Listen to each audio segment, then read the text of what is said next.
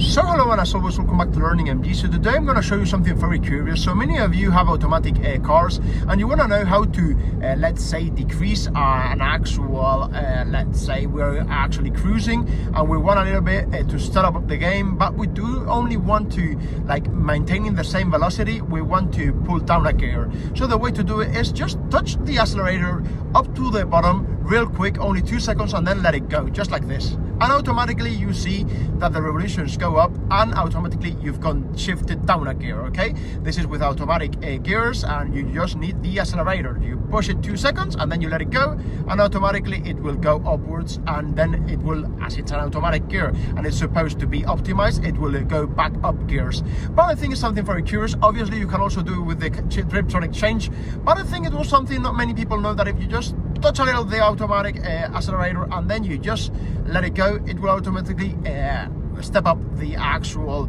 velocity without necessarily increasing the speed that you are going to. So it will just produce more grip, and you'll be more steady. As you can see, it's 100.